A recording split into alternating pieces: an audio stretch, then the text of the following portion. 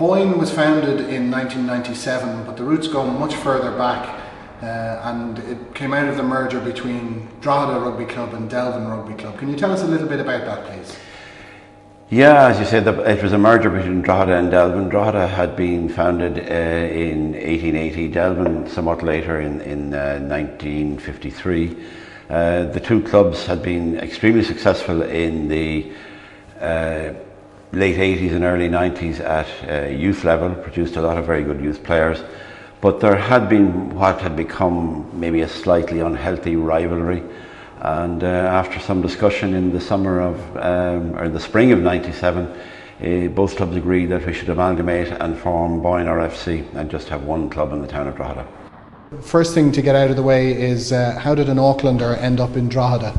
I guess I was over in Europe playing rugby in Italy for 2 years, and then wasn't getting any younger, so the opportunity to move into coaching come up, and Boyne was one of the teams we could still come and play and coach as well. So yeah, that's how I ended up here, and I'm enjoying it so far.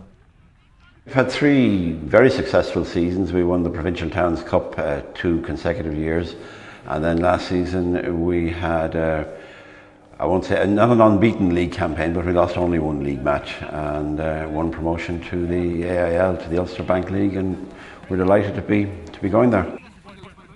We now have a youth section comprising in excess of 360, close to 400 players, and our first team, in fact all our sides, are almost exclusively homegrown. We have very few players who have come in from the outside. The club has obviously seen the youth as the future of the club, and that's been a policy, not just in the last couple of years, but it's been a policy right to the start of the club in '95 when they decided to focus on the youths as the future of the club. Mark, Shane and Niall are kind of the products of that investment, if you like, the return on investment which the club saw way back then.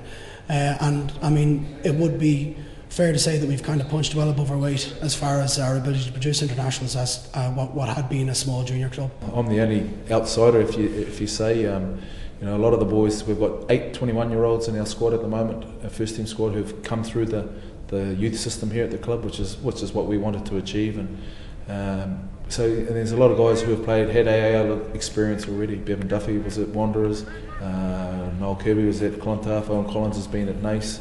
So you know, there's good guys who have already experienced that level of rugby. So, for some of them it's a new challenge, for others it's another challenge. You know, it's playing at that level.